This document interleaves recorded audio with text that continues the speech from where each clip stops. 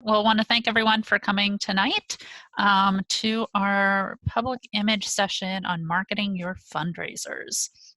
So these sessions are generally intended to be pretty quick, just kind of high level, focus on some key points, allow some time for Q&A, and then if there's any questions in particular about a project you're working on, happy to provide some support and ideas around that. And so we'll jump right in. So, and things to know and ways to think about is when we think about marketing anything, there's really a funnel and actually a flywheel. So, if people don't know about your organization, what you're doing, anything, they can't really donate, buy tickets. They have to know about it first, right? So, there's this whole concept of attracting, converting, closing, and delight. When we think about that delight, it's really for this idea of a flywheel, because when a lot of the fundraisers that we're doing are something we do every year. So we want to leverage the momentum we get going and have that keep feeding for future years so that effort and that cost per acquisition isn't as much each time and we can really leverage. And as we do this, we want to think about our different audiences because initially they're all strangers. They don't know what we're doing. They don't know who we are. We don't know what the event is. And so once we get some awareness, some of that attraction, then they become prospects. Okay, now they know about us. Now, okay, they're potential attendees, potential donors. So they transition into that prospect phase, but they're not actually strong leads. They're not necessarily customers, but we've gotten over that first hurdle. We're on their radar screen. They're open to our communication. And so even in that transition, we want to be very sensitive because we're laying the foundation for all the future communications. So we do want a degree of consistency around that. And as we said a moment ago, year over year over year, as well as all the different events the club might be doing, as well as recruiting for Rotary in general. So we're setting that stage. We've attracted them. We've helped them become prospects, and now we want to convert. We want to really engage them so that they become customers. And again, I think this terminology about engage is really valuable because we don't want to be spitting at people. We don't want to be shoving things, pushing things in their face. But if we really think about it as engaging them, then it changes the dynamic. And then we want it to be such a great experience that they're truly delighted and they become promoters. So they're the ones who are sharing with friends in the future, sharing with their business communities. And that's going to even happen within the first year that someone is involved or the first year that a fundraiser is going on, because we just create such a positive experience, such positive energy that they want to get other people involved from the outset. So when we start thinking about marketing, you really need to start thinking about this from day one. And that discussion about those different audiences is one of the main reasons why. Because really, the role of the marketer is to be the advocate for the potential customers. And I'm using customers as just for terminology, just for ease there. But it's really to get into the mindset of the people who are attending or potentially going to attend and making sure that someone's really thinking about their experience and what's their user experience from being able to even purchase tickets or to have questions answered, and what's their experience during and immediately after the event. So the marketer is really more of that advocate and trying to manage that experience for the customer. Everyone else is involved somewhat internally, but the marketing role is really about what's the experience for the other party. The decision tree is really what's going to drive how you do your marketing, how your marketing materials are laid out, what information is really big, what information's smaller, because you're trying to get someone's attention, that whole how do they go from a stranger to a prospect. And it is different for different people. It's different for different types of events.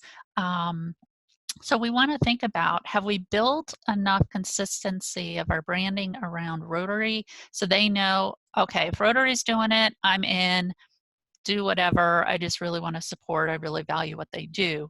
For other people, it might really be, I'm free on Friday night, so yeah, sure, I'll go. Or nope, already have a commitment, and maybe it's not even that strong of a commitment, but it's something on their calendar, so they just immediately dismiss it. And then there's also, this is such an important cause, you've really tapped into an emotion, because emotion is what drives people to action.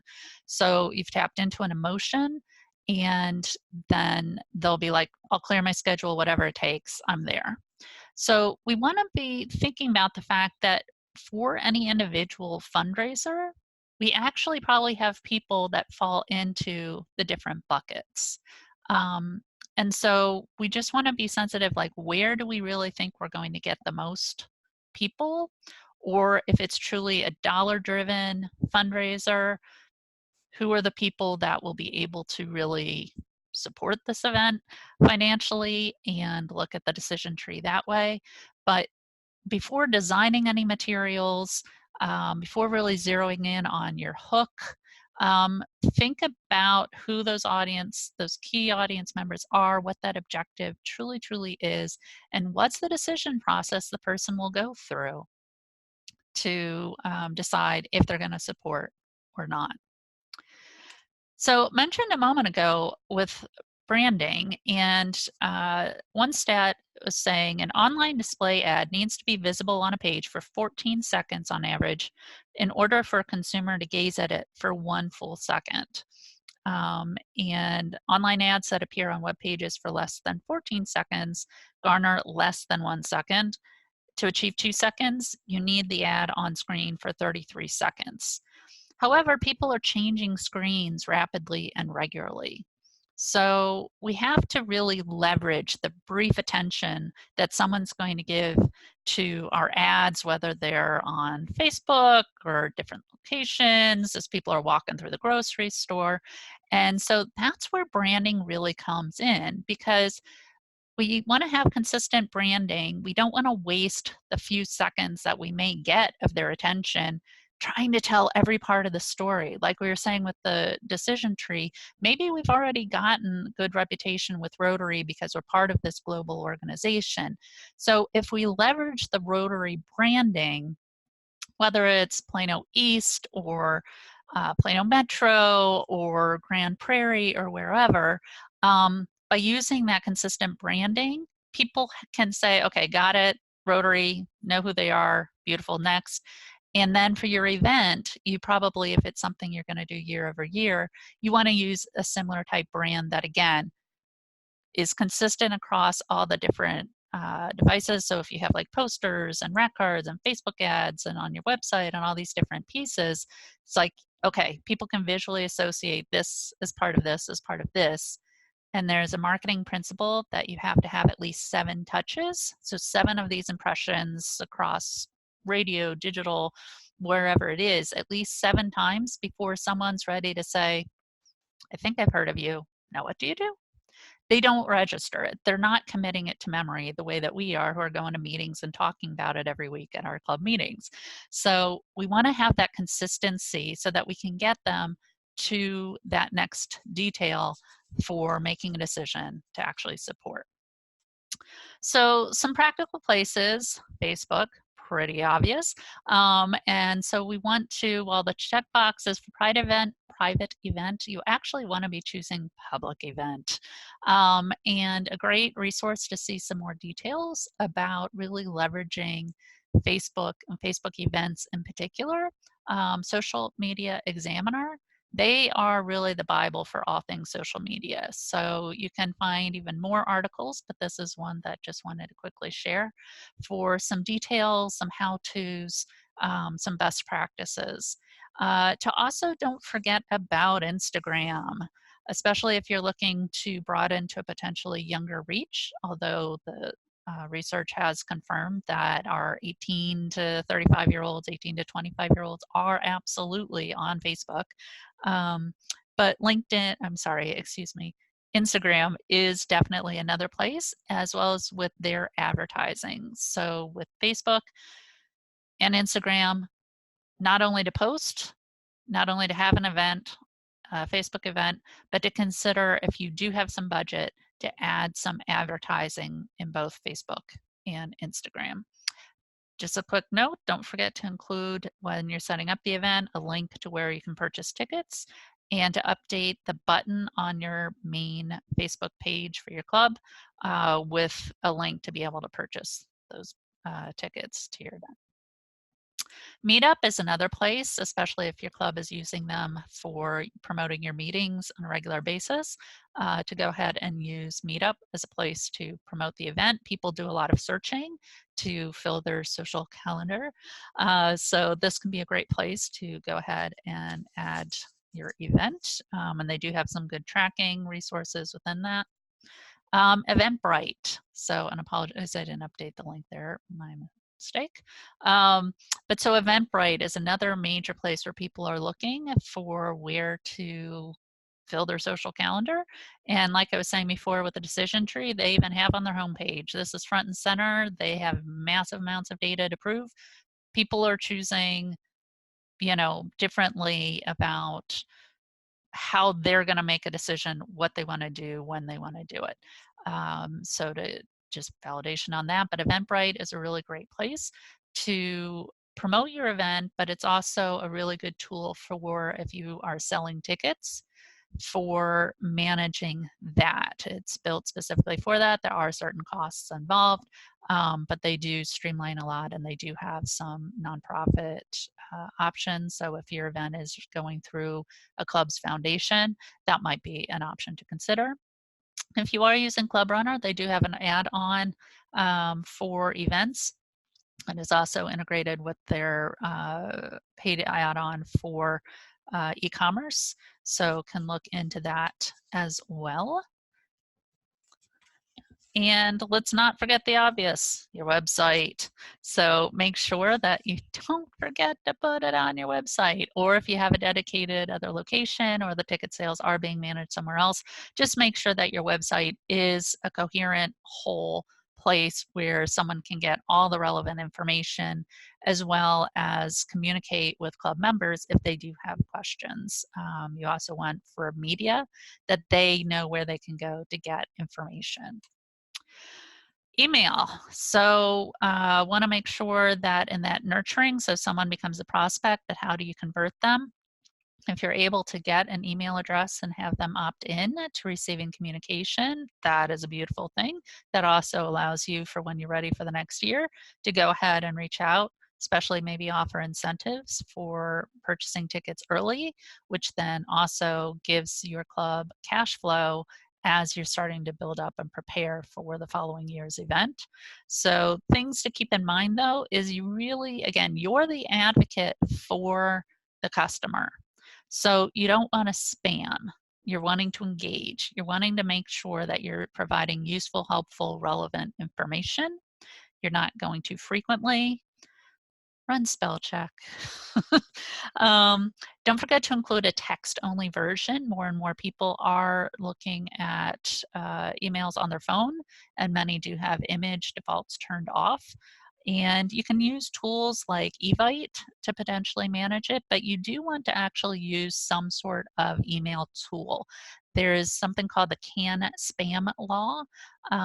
And so there's just certain requirements of a way to unsubscribe, getting through spam filters, making sure that you have a physical mailing address on all the emails that you send. So it just secures, make sure that we're following the four-way test to be in compliance. There's some technical things that they manage well, including how many people clicked, how many opened, how many clicked on a link within the email to say your website or to purchase a ticket. So there's a lot of additional value for using those. And just a reminder to not ever purchase a list, an email, or upload a purchase list into one of these platforms. It is a violation of every single one of their terms and conditions, is a violation of the four-way test. If people don't want to hear from you, they don't want to hear from you, and it actually will have a negative impact on Rotary as a whole, and our overall brand if we violate those concerns. Don't forget to potentially encourage people to forward to a friend. So leverage their networks, and leverage if you have any partnerships with organizations, or if you support a school with your club, maybe they'd be willing to further share the message via email, or maybe it's something that goes home in the backpacks, things like that. So just to be thinking about what are the networks that your club has that could be leveraged for spreading the word. LinkedIn is a good place for individual club members to leverage their networks to talk about Rotary, but in a personal yet still professional way to help bridge that gap. Well, what is Rotary? Rotary is this professional organization where service above self. And so our fundraisers are a great opportunity. I wouldn't do the direct ask, but sharing information about it. I'm really passionate about Rotary, and we're helping in the community to fund a new playground, or whatever, multiple water well. And so just wanted to share, really excited about this. If this is something that's of interest to you, feel free to follow this link. Boom. So very soft, gentle, but it's why someone's involved in Rotary, helps spread the word, gives that personal, and you want to tap into that emotion again. What's the passion? What's the emotion? Because that's what drives people to actually make a decision, make a purchase. To think about radio and podcasts. So those are a couple of medium that generally are pretty open to having more input. Radio spots can still be very expensive, so you're trying to see if there may be some PSA, public service announcement spots that they might be willing to donate, because they do have certain requirements for amount that they have to give. But don't demand, don't expect. There are a lot of organizations also trying to get some of that time, but no reason that it can't be you. So to go ahead and do that. Podcasters are another group to potentially target, and that could even be podcasts from, say, the TV stations or newspaper, something like that. They're frequently looking for a lot of content. So even if it's just a quick little side note at the end, sign off, it's some exposure, and it's continuing to build the relationship with people in the media, even if it's non-traditional media, i.e. podcasters. So might be something to consider. And it's also usually relatively easy because those interviews can be done over Skype, so over the computer, so no one even has to travel. We all would love to have TV coverage. I know, we all do. And the principles around getting the TV coverage, as well as radio, newspaper, are pretty much pretty similar. And Patrick Harrison from South Austin has done a couple of training sessions for our district here in North Texas, which personally I have found outstanding. He has come from the TV news world, so he's coming with a lot of really hyper practical, realistic, here's how to work the system details. I will try to type up some additional notes, but a couple of real details. This slide is really, really, really valuable. So you want to research whom you're wanting to connect to. Is it the beat they cover? Are they doing the community affairs? Are they doing things around technology? Are they doing things around the schools? So whether it's a really hyper local publication or a TV station or really large, you want to just make sure you're connecting with the right people, but don't wait until you need something. Build the relationship early. Invite them to lunch. Invite them to a Rotary meeting. Try to build that relationship. And so one of the key things you're trying to first do is get through their spam filter. You want to build that trust, and you want to look at it as you are helping them, so that when you submit something, they know this is going to make the cut. This is exactly the sort of topic that I cover, that my station covers. that has that hook that we need of it's interesting. It's going to be interesting to our public. So you always need that hook, but you want to build that relationship that you're trustworthy and they'll go ahead and read your email and know that what you say is what's going to happen. There you go. And so some of these details about calling the assignment desk, ask to be added to the calendar for the specific day of the event, email the press release, ask for a confirmation of the receipt, and then call back the day of the event to make sure you're on the calendar. Really practical, realistic, and to, as Patrick will also share, realize that there's other things going on in the world. So even if you do manage to get that commitment that they're going to have a camera on site, you're going to be in the 5 o'clock news, a world event happens, a hurricane happens, whatever it might be, you might get bumped. Also want to make sure that you have a trained person who will be this liaison with the press. And to make sure that you really are hosting the people. They know who to talk to as soon as they arrive and they have that person's cell phone number, that you show them where the good eye candy is. What are the action shots, but also what's the emotion? We keep coming back to the emotion because that's the hook. That's what is going to make the people who are watching the broadcast want to see, want to act. And that's going to help ratings and advertising for the station. That's what they're interested in. So to get their attention, you need to be interested in it too. So you want to make sure that you're showing people where that real story is because they don't know, you do. And so you also want to make sure that liaison, the person who's going to be, say, on camera and giving the interview, the sound bites, that they would be good in that role. I mean, we have tremendous member Rotarians and other volunteers, and they are outstanding. And all of us have different gifts. Not everyone's gift is to be on camera. And we just want to be respectful of that. And so it may not be the club president that should be doing the interview. Probably realistically, it should not be the person who's the overall coordinator of the event. If the interview is happening on the day of the event, they're going to be a little busy. They're going to be a little stressed. So probably good to have someone else prepped ahead of time and make sure whatever's in the press release, they have all but memorized. They know all those details. They know exactly what's in it because that's why the press just arrived at your event. That's what they read. That's what they were convinced is, wow, I need to be there. We need to cover this. So you want to make sure that someone can really speak to that. So then video is a great tool to be promoting your event. And there are a number of tools you can even use, from still footage or combining different footage to create something and post on YouTube, and you can embed that then on your website. You can share links to it for promoting. So if you want to use something like Animaker, Animoto, um, Adobe Spark.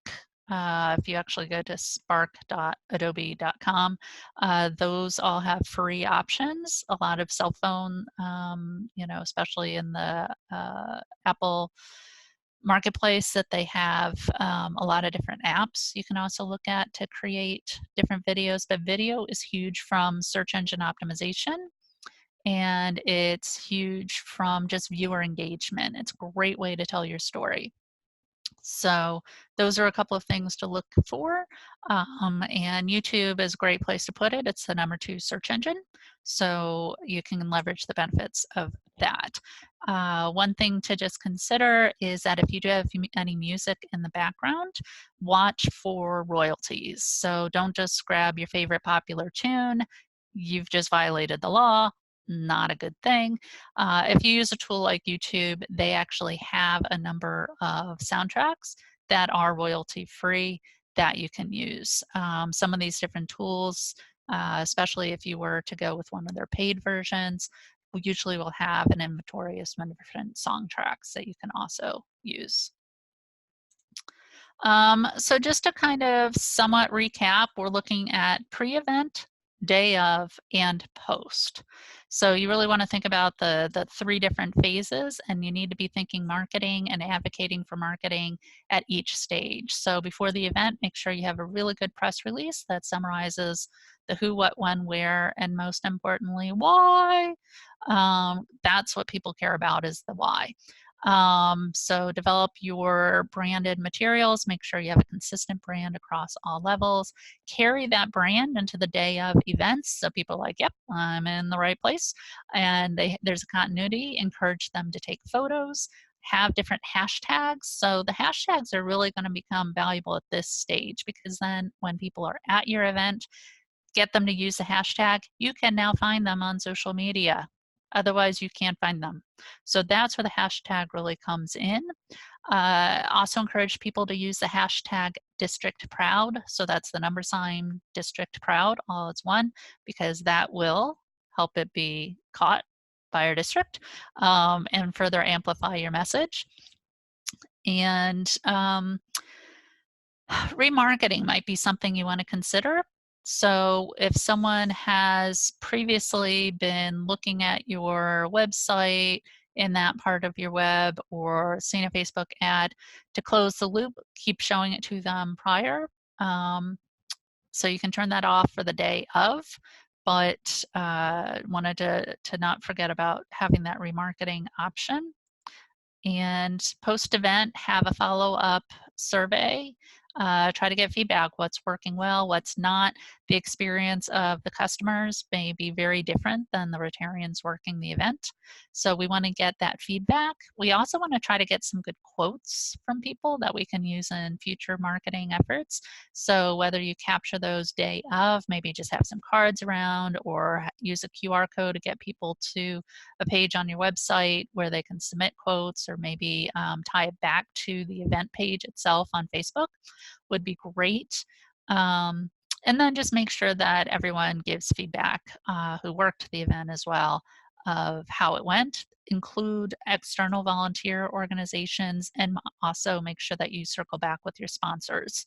Do make sure that you have good photos, high resolution photos. If you take them like too small of a resolution on your phone, you won't be able to use them in any print materials the following year. So try to take them large. And make sure from any sponsor packages, whatever you promise sponsors, that you actually deliver. When you're building out your sponsorship packages, think about what would be appealing to them. So if you're trying to raise money, it's going to generally be a lot easier and a lot quicker to sell a few larger sponsorships than 500 individual ticket sales, but you just need to make sure that it's something that would be appealing from a marketing standpoint, because it will generally be the company's marketing budget that will be going towards this corporate sponsorship, and that you truly deliver what you promised. And best if you can meet with them after the event and show proof. So whether it's taking screenshots of mentions on Facebook, giving them copies of whatever your printed materials are, and ideally, if there was coverage at by the media at an event, and you get the link to where it's posted on the TV station's website, they'll be sponsoring you again next year. No promises, but I highly encourage you to go ahead and visit this website. You can also get to it via the Austin's website, and I will drop that link in the chat in a sec. But that link gives to the showcase, excuse me, I'm jumping ahead of myself. Apologize for that. So Rotary Showcase. So Rotary Showcase has projects that are going on all over the globe, and we want to share the great stuff that we're doing, the impact that we're having. It helps give ideas to other clubs around the world of things they can do, and just helps keep everyone apprised of the great activities that Rotarians in our area are doing. This is also where Rotary gathers the stories that are featured in the printed Rotarian magazine. And so we would love to encourage the projects that are happening and fundraisers in our project that are happening to be featured there. I will share the link I had started mentioning, I apologize, of Patrick's presentation that he has done in the past here. It has some great information, and I have used up most of this time, sorry, so I do want to open it up. So if anyone has any questions or particular items, things that weren't covered, would love to take your questions.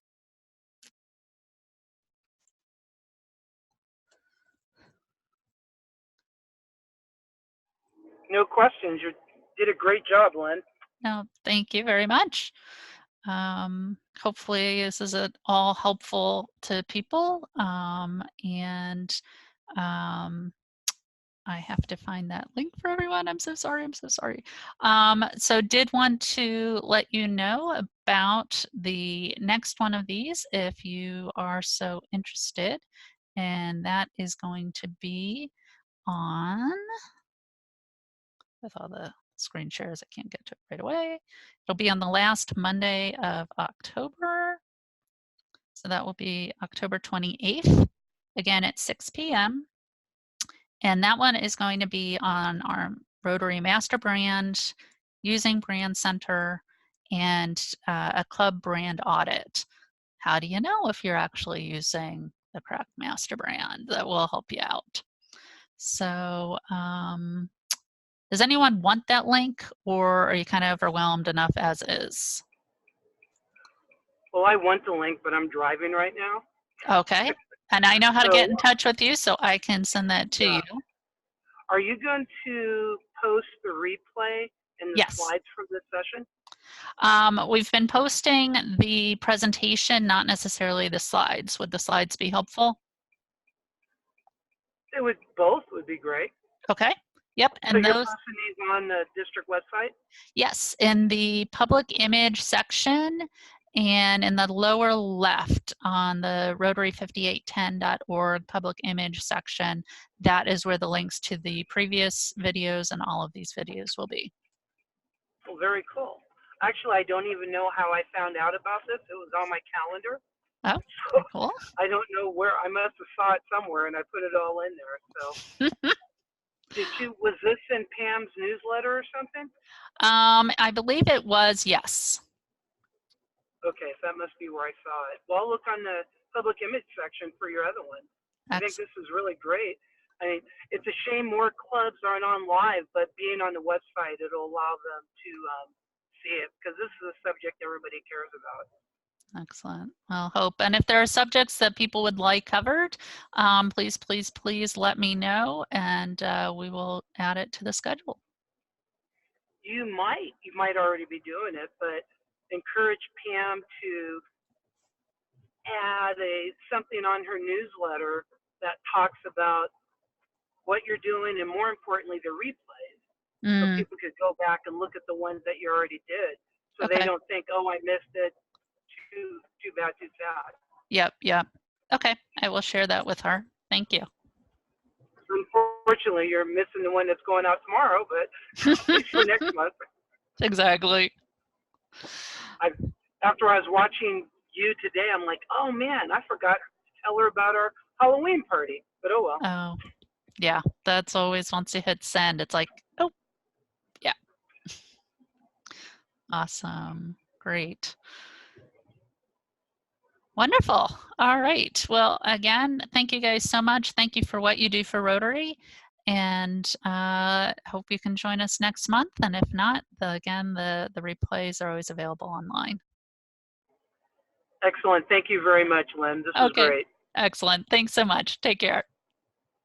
Take care. Bye.